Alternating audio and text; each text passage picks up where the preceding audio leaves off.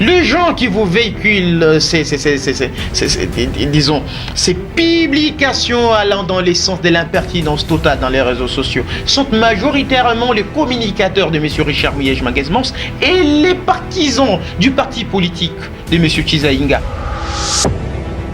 L'article 28 alinéa 1er dit ceci: les gouverneurs de province et les seuls chefs de l'exécutif provincial. J'ajoute seul. C'est de cette manière, le ministre provincial ne peut pas partir engager de lui-même la province. C'est de cette manière, le ministre provincial ne peut pas partir engager de lui-même la province. C'est très ridicule. Quand vous avez parlé avec fluidité, vous énoncez avec conviction les choses qui sont entachées d'irrégularités et des mensonges extrêmes. C'est la vérité qui va venir vous écrabouiller. Le ministre provincial des Mines n'est pas expert. Il est administratif et politique. Merci beaucoup. Je vous renseigne que là-bas, il y a les députés nationaux. Ils sont partis dans la délégation du gouvernement national, n'est-ce pas? Oui. Et pour les provinces?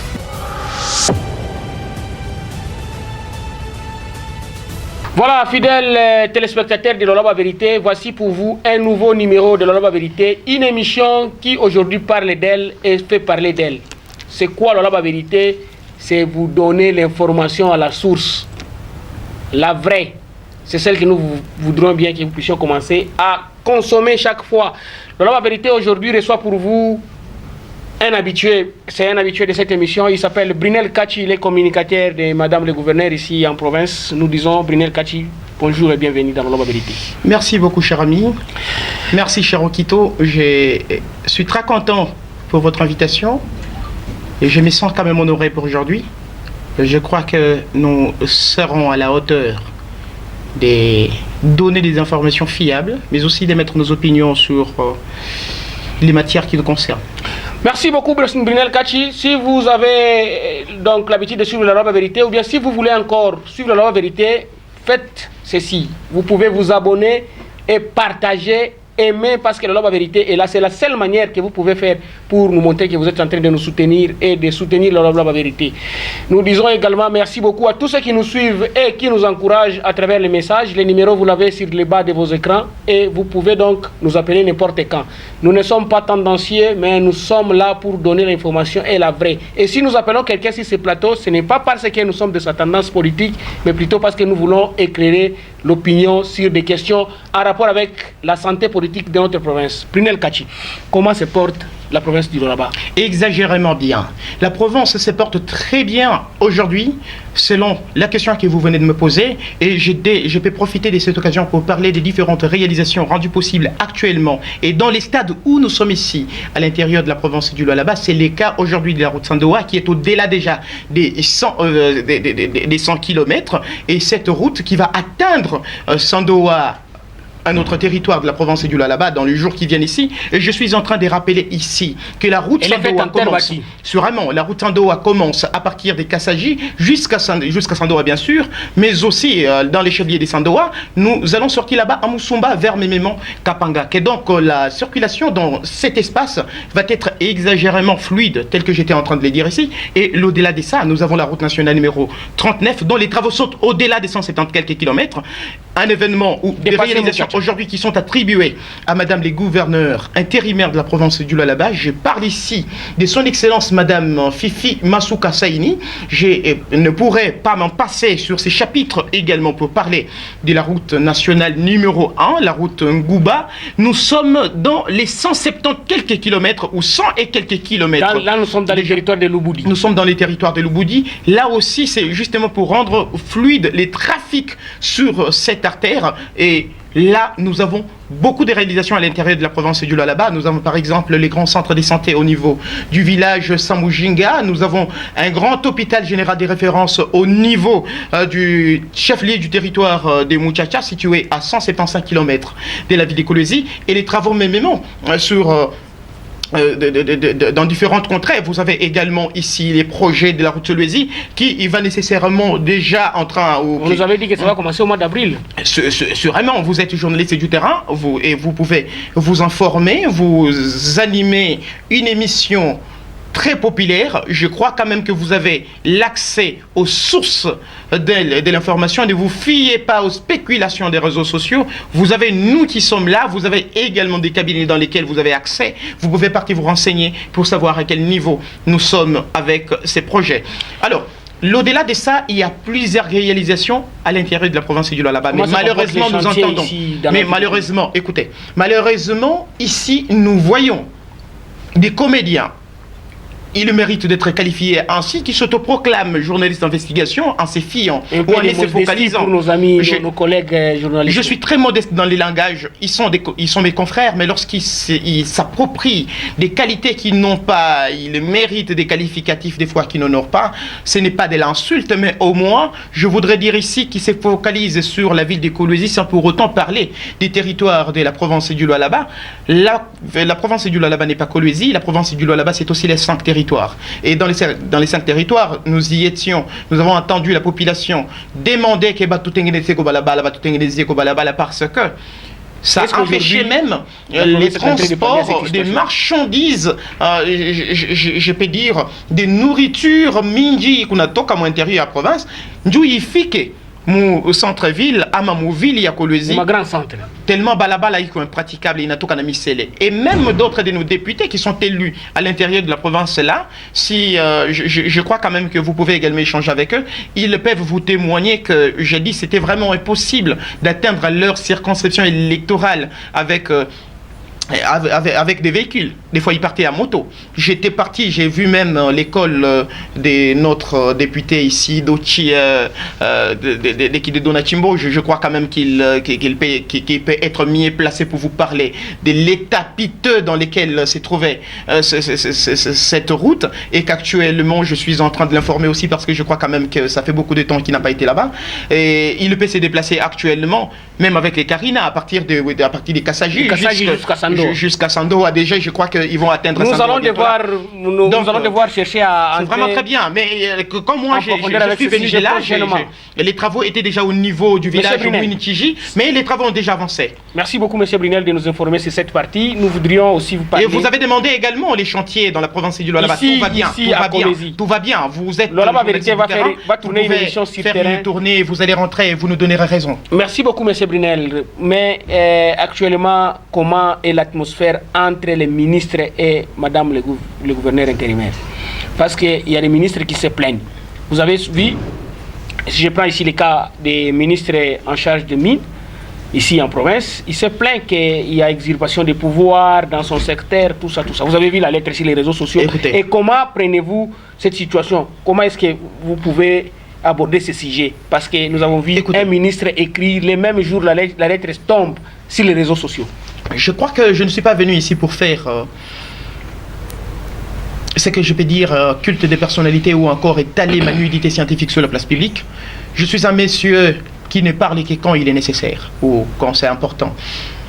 Vous m'avez reçu en casquette de communicateur de l'autorité provinciale. Je n'ai pas été donner ces mandats de parler de ces sujets ici parce que je crois pertinemment que c'est un sujet qui cadre avec l'administration de la gestion de la chose publique, mais aussi une affaire interne. J'ai étudié la correspondance administrative, je sais qu'il y a des normes à observer, mais je crois que, parce que vous m'avez posé cette question, je ne parlerai pas en quelque sorte d'une manière qui soit irréfléchie, mais je vais parler d'une manière qui soit exagérément étudiée et qui rencontre des savoirs. Il y a ceci. Lorsqu'une correspondance, nous avons étudié cela dans des bonnes écoles d'ailleurs, lorsque une correspondance administrative est adressée à son chef hiérarchique, doit jouir de ce que l'on appelle la discrétion et ou les secrets professionnels. Vous vous adressez à votre chef. Vous comprenez? C'est à tort aujourd'hui que nous voyons des fois les services courriers fuiter les informations censées avoir un caractère secret. Vous comprenez? Mais les canaux par lesquels les ministres communiquent avec son gouverneur. Écoutez. Et c'est les réseaux sociaux. Lorsque j'ai vu cette correspondance, comme tout citoyen dans les réseaux sociaux, je me suis dit, ça pourrait être du fake news, ou ça pouvait être du fake news. Mais j'ai vu par après que les militants du parti politique, cher à son excellence, monsieur le ministre des Mines, lorsque j'ai vu ces derniers en train de partager massivement cette correspondance, et en train de commenter négativement et faire des publications allant dans les sens d'attaquer le gouvernement provincial, avec chef, les gouverneurs de province, son Excellence Madame Fifi Massoua-Saini, j'ai compris qu'il y avait un goût sur roche. Mais ici, je crois que je ne peux pas plus commenter. Mais je vais relever quelques failles. Ça pourrait servir aussi aux autres. Et vous reprochez à cette lettre. Mais aussi, je vais rectifier dans vos phrases des interrogatoires, mais qu'il y avait une phrase affirmative où vous avez dit qu'apparemment il y a des ministres qui se plaignent. Non. S'il y a un ministre qui se plaint, c'est peut-être... Il est le seul qui se plaint. Sûrement. Dans les stades où nous sommes. Ici, une correspondance écrite les mêmes jours, je crois que c'était les 5, et les mêmes jours, la correspondance a été envoyée dans les réseaux sociaux. Et quand vous analysez la forme de la lettre, qui ne respecte, il n'y a pas de syntaxe. Vous avez disons des correspondances de l'administration publique qui ont été respectées. On s'adresse à son chef hiérarchique avec une forte dose d'arrogance. Qu'est-ce que vous appelez arrogance dans cette lettre? Oui. Quand l'on s'adresse à son chef pour dire, vous accusez son soi-disant ou son conseiller ou directeur de cabinet ou assistant, l'imprécision. Vous comprenez? C'est-à-dire qu'on ne sait nullement pas contre qui. Mais c'est vrai parce qu'il est en train de se demander dans la lettre si Madame le vice-gouverneur a le droit d'avoir un directeur de cabinet. Sûrement. Il y a ceci. Nous sommes dans un contexte où nous ne devons pas ici donner poids aux insuffisances intellectuelles. Je ne parlerai pas de notre ministre, je ne parle pas de lui ainsi. Je suis dans la généralité. C'est nous qui devons analyser ça. Et je suis en train de dire ceci. Madame les gouverneurs intérimaires de province a nommé via un arrêté son directeur de cabinet. La question qu'il vous fallait me poser est celle de savoir s'il a été nommé ou pas. Et moi, je vais vous répondre ici que le gouverneur de province agit par voie d'arrêté. Ici, dans le contexte où nous sommes, Madame les gouverneurs intérimaires de province jouit de toutes les compétences reconnues au gouverneur de province. Et a qualité de révoquer, de nommer un ministre. Vous comprenez? Ici, qu'on ne voie pas seulement la casquette des vice-gouverneurs. Nous devons ici rappeler une chose. La loi sur la libre administration de province, je crois que c'est l'article 11, si je ne m'abuse pas, qui parle de l'élection du gouverneur et son vice, qui sont tous élus pour un mandat de 5 ans. Et renouvelable une seule fois. Vous comprenez? Celui-ci, où le vice-gouverneur a été mis là-bas, dans le cadre de ce que nous appelons la suppléance légale. Et les gouverneurs jouit de toutes les compétences quand le titulaire est empêché. Vous comprenez? Vous pouvez continuer avec les... Et donc, ce sont des impertinences qui ont été cautionnées malheureusement par son Excellence Monsieur le Ministre des Mines dans cette correspondance. Je ne suis pas appelé à analyser ça. Je n'ai pas reçu mandat, mais je crois quand même qu'au nom de ma qualité citoyenne, j'en ai droit. Vous comprenez? Mais je crois quand même que l'administration publique prévoit des sanctions d'ordre administratif ou des sanctions d'ordre plutôt disciplinaire lorsque un agent de l'administration publique viole ces principes qui régissent, je peux dire, ces contextes administratifs. Mais il gère toute une institution, le ministère des Mines. Écoutez. En province, il n'y a que 2 institutions. Il y a le gouvernement ainsi que l'Assemblée provinciale. Les gouvernements provinciaux. Les ministères des Mines. Ça, je vous l'ai dit, tout en regardant droit dans vos caméras. Les ministères des Mines n'ont aucune personnalité juridique. Les ministères des Mines seulement ou bien tous les ministères? Les ministères provinciaux, n'importe quel ministère n'a aucune personnalité juridique. Et donc la loi dit ne peut pas engager la province? Pas du tout. Mais je vais arriver là. Écoutez, je vais vous aider. Je crois quand même que vous avez fait bien votre choix en invitant quelqu'un qui s'y connaît dans les domaines. Nous ne sommes pas venus patauger ou encore exprimer la philosophie ici. Je ne suis pas non plus sociologue, je suis un juriste. Lorsque nous parlons ici du gouverneur de Provence, et d'ailleurs, c'est vraiment dégueulasse et ridicule de vouloir opposer les gouverneurs de Provence à son ministre provincial. Parce qu'aujourd'hui, sur les réseaux, maintenant, c'est les pro-Fifi et les pro-Chizaïnga. Non, n'amenuisez pas l'autorité provinciale à ce niveau. Qui est pro-Fifi et qui est pro-Chizaïnga? Les gens qui vous véhiculent disons, ces publications allant dans le sens de l'impertinence totale dans les réseaux sociaux sont majoritairement les communicateurs de M. Richard Miège-Manguez-Mons et les partisans du parti politique de M. Chizaïnga. Lesquels malheureusement, de son parti politique bien sûr, lesquels malheureusement ne sont pas dans l'idéologie mais sont dans l'insulte.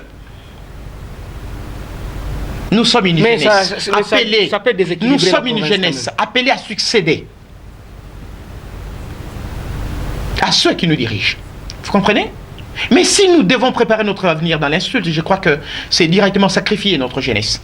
Je suis en gêne. Je continue dans cette lancée parce que je ne suis pas là pour répondre à ces impertinences. Ce serait renverser la pyramide. Il y a ceci. La loi sur la libre administration des provinces, et je suis dans ces articles 28, 29 et 30. L'article 28, alinéa 1er, dit ceci. Les gouverneurs de province et les seuls chefs de l'exécutif provincial, j'ajoute seul. On dit ceci. Il engage la province en justice et auprès des tierces. Les ministres provinciaux exécutent, là c'est l'article 29, exécutent les programmes du gouvernement provincial sous la coordination du gouverneur de province. Vous comprenez? Qui? Les ministres provinciaux, dont les compétences sont limitées dans les territoires de la province. Vous comprenez? Il ne peut pas partir au-delà. Mais vous allez me dire ici que nous voyons souvent des conférences, peut-être une conférence minière ou une conférence de santé, à laquelle on peut inviter par exemple les ministres des santé pour représenter la province, ou on peut inviter les ministres des mines à une conférence minière. Il va partir représenter la province? Non, c'est dans ces contextes que nous parlerons de la notion de la délégation du pouvoir enseigné en droit administratif. Vous comprenez? Mais la conférence, écoutez, je vous demande une grâce dont je crains que vous ne puissiez m'accorder, c'est de ne pas m'interrompre. Je me perds souvent quand vous m'interrompez. Il y a ceci. Quand les ministres peut partir représenter la province. Vous n'avez jamais vu un ministre de la Santé partir dans une affaire de tourisme, par exemple, représenter son collègue empêché? Oui. Il lui a été donné le pouvoir, il a été mandaté. Oui. C'est de cette manière. Les ministres provinciaux ne peuvent pas partir engager de lui-même la province. Il ne jouit pas de l'autonomie de gestion. Tout ce qu'il fait, c'est sous la coordination du gouverneur de province. Mais parce que cette affaire de Indaba semble prendre presque de l'ampleur dans les réseaux sociaux. Oui, mais pourquoi il ne peut pas se retrouver là-bas? Merci beaucoup. C'est comme ça que je dis que le Lab Vérité, c'est aussi un cadre propice pour enseigner. Je crois qu'au lieu de se focaliser sur les insultes dans les réseaux sociaux, dans des groupes WhatsApp, il faut aussi se focaliser dans la lecture. Vous comprenez? Indaba est un forum qui réunit les investisseurs, les experts pour promouvoir les secteurs miniers, étudier des stratégies pour promouvoir les secteurs miniers. Vous comprenez? Et là, il y a des experts, il y a des investisseurs, mais il y a aussi des gouvernements. Quand vous étudiez, quand vous lisez sur Internet, vous allez voir les spécificités ou la catégorie des personnes qui sont invitées. On parle du gouvernement. Quand on parle du gouvernement, les gouvernements sont représentés sur le plan national. Nous avons des premiers ministres, selon les régimes. Et ici, chez nous, en province, nous avons des gouverneurs de province qui sont les chefs des gouvernements provinciaux. Vous comprenez? Et les gouverneurs peuvent partir avec son ministre des Mines, ou il peut partir avec ses experts en mines. Il n'y a aucune loi qui qualifie cela de l'entorse ou d'une violation de la procédure. Et surtout qu'il n'y a aucune loi mais naturellement, quand c'est votre secteur... Naturellement, écoutez, on ne gère pas une province sur base des on-dit ou des spéculations, ou encore sur base d'une philosophie, de quelqu'un qui prétend être capable d'apprendre aux autres. Comme j'ai suivi un audio dans lequel un certain monsieur qui s'autoproclame, qui s'est dit être légaliste, qui dit que la procédure a été violée, il dit que non, nous sommes dans un état de droit et non un état politique. Mais ce que je n'ai pas aimé, c'est le fait... Nous ne pouvons pas priver à quelqu'un la liberté de penser.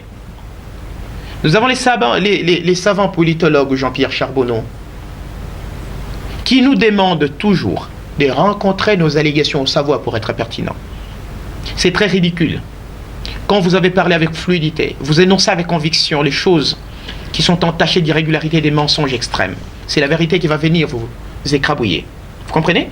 Dans les contextes où nous sommes, les ministres provinciaux des mines n'est pas expert. Il est administratif et politique. Il a des tâches à faire en province. Et vous vouliez qu'on puisse dire ferme ton cabinet, on va à une conférence. Non. Mais depuis toutes ces années, il assiste à des conférences. Merci beaucoup. Du genre. Mais pourquoi aujourd'hui ça doit fâcher? Parce qu'il a toujours l'habitude de partir. J'ai entendu quelqu'un dire que le fait pour lui de ne pas partir fait de lui directement, c'est-à-dire que cette conférence n'aura pas un impact pour la province. Mais pendant combien de temps? Depuis 2015, ils ont l'habitude de partir. Mais il y a quel impact? Il y a quel impact dans les secteurs miniers?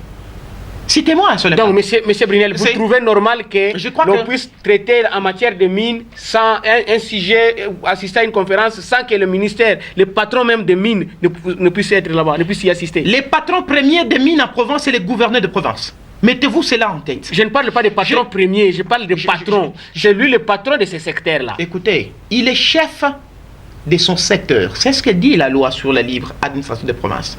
Mais tout ce qu'il fait, c'est sous la coordination du gouverneur de province. Et c'est le gouverneur de province qui étudie l'opportunité. Vous comprenez? Donc il appartient au gouverneur de juger si il peut partir avec son ministre de mines ou pas. Ou pas. Mais ici, le contexte dans lequel nous sommes, il est parti avec son conseiller en matière des mines, mais aussi un autre conseiller du ministère des Mines. Vous comprenez? Mais au-delà de ça, je veux vous faire réfléchir autour d'un petit exemple. Une délégation des investisseurs miniers qui arrive dans la province du Lualaba est reçue par les gouverneurs de province. Vous allez dire que non, c'est de l'entorse. Il fallait que cette délégation soit reçue par les ministres sectoriels. Mais il peut se faire accompagner des ministres du secteur. Je suis très content parce que vous mettez votre phrase au conditionnel. Vous comprenez? Ici, les patrons de la province, les patrons de l'administration à province est seul. C'est le gouverneur de province. Lorsque vous prenez la loi sur la libre administration de province, et je suis à l'article 30, l'alinéa dernier, qui parle de conseillers qui sont nommés ou qui sont désignés par les gouverneurs de province, en tenant compte de la matière relevant de la compétence plutôt du goût de la province. De la province. Mais nous sommes une province à vocation minière. Il y a des experts. Vous comprenez? Il n'empêcherait pas à un gouverneur de partir répondre ou engager le gouvernement provincial ou son gouvernement dans une conférence de santé, par exemple. Vous n'allez pas dire que non, il était censé ou elle est censée partir avec son ministre de santé.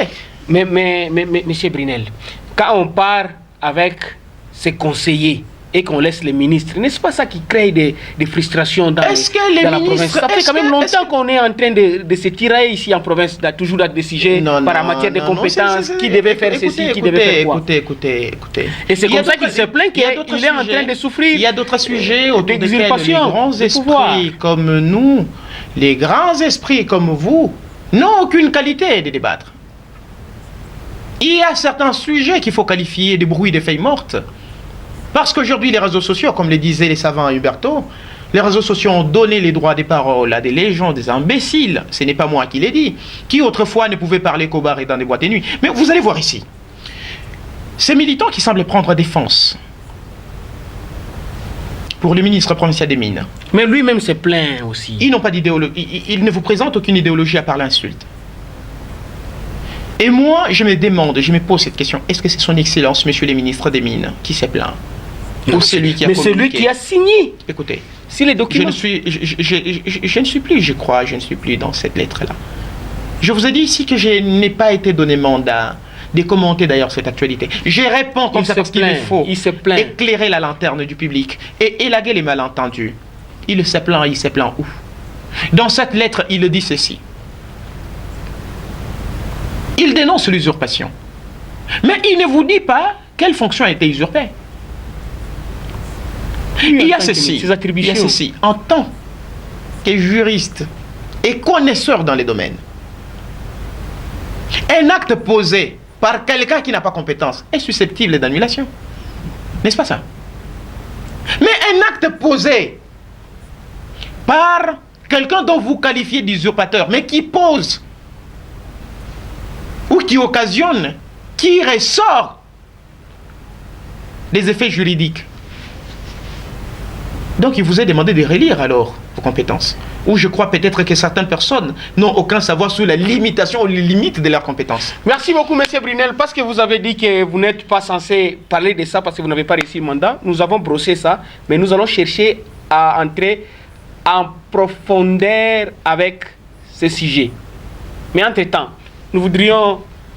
Et peut-être parce qu'il y a également des députés qui sont partis là-bas. J'ai vu même les gens dire ici que non, les députés n'avaient pas qualité d'y aller. Oui, mais c'est tout ça quand même, voilà. C'est comme ça que je dis que... Le ministre est resté, mais on a pris les députés, ils sont partis. Lualaba Vérité est une école. Les émissions doivent avoir un caractère pédagogique. Ne ramassez pas n'importe quel militant qui va venir vous faire ici les sacaillons ça. Prenez les gens qui vont venir ici vous réfléchir avec la tête. Allez-y parce que on ne réfléchit pas avec les gens. Il y a ceci.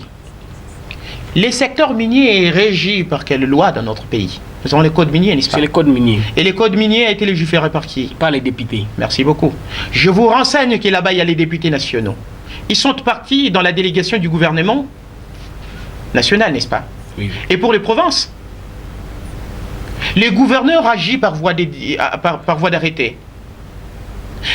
Les députés provinciaux, pour accompagner la démarche fluide, l'exécution fluide des affaires à l'intérieur de la province ou dans ces secteurs, agissent par quelle voie? Voie dédiée. N'est-ce pas ça? Pas les édits. Il faut que ces gens puissent commencer à être associés à ces délégations pour qu'ils prennent connaissance de ce qui s'est fait là et ils reviennent avec toutes les ambitions possibles et la détermination d'accompagner le gouvernement provincial. Mais j'ai entendu quelqu'un dire ici que non, c'est presque les mêmes députés qui partent. Mais je suis en train de vous informer ici. Permettez-moi. Mais semble-t-il, on voit que les mêmes visages très souvent autour des madames. Écoutez, je suis en train de vous dire ici, d'après mes renseignements, les députés, l'honorable Kakwata, est à Kinshasa, n'est-ce pas, dans une mission du gouvernement provincial. Il y a l'honorable Weber qui était en Espagne, n'est-ce pas, toujours pour le gouvernement provincial. Vous comprenez? Il y a beaucoup de députés. Et surtout que l'honorable Kakwata n'est pas seul là-bas. C'est tout le monde, il travaille dans un systémisme adéquat. Mais ici, une chose est vraie. Nous ne pouvons pas laisser ou permettre à ce que la gestion de la province soit édictée, où les règles devant organiser la gestion de la province soient édictées par la rue. Merci beaucoup, M. Brunel. Seule la loi réglemente ces secteurs. Les bruits des feuilles mortes qui se font dans les réseaux sociaux, c'est dans l'objectif de discréditer. Et les gens qui les font sont déjà identifiés, ce sont les communicateurs. Des messieurs Richard Mouyej-Maguesmans, mais aussi... Non, même la population aussi s'exprime par les moyens des réseaux sociaux. Nous souvent ça... Quelle population? Non seulement les communicateurs de M. Je ne veux pas dire... Non, ne me dites pas que les communicateurs de M. Mouyej ne font pas partie de la population. Ils font partie de la population. Quand vous parlez du peuple, nous voyons des gens qui n'ont pas mandat. Quand vous parlez du peuple, ne mettez pas Brunel de côté. Il est aussi dans ces peuples. C'est comme ça que je suis en train de vous dire que nul n'a mandat d'engager la population. Merci beaucoup, M. Brunel. C'était un plaisir de vous avoir sur ce plateau. Nous sommes là et nous allons continuer avec ces dossiers de la lettre de M. le ministre, son Excellence. Et surtout, nous devons saluer quand même cette gestion qui prend vraiment de l'envol du jour les jours au jour les jours. Merci, M. Brunel. La gouverneure La vérité vous promet un prochain numéro qui va devoir scruter vraiment de manière très approfondie la lettre de monsieur le ministre en rapport avec l'extirpation au cours de laquelle plutôt il est en train de faire de déplorer une situation qu'il trouve anormale. Nous sommes libres de les faire et si nous vous appelons, donnez-nous au moins la chance de venir répondre. Parce que la vérité, ce n'est pas une tendance. Merci beaucoup. Pas un mot de la fin. Merci beaucoup d'avoir suivi cette émission et nous vous disons merci et à la prochaine.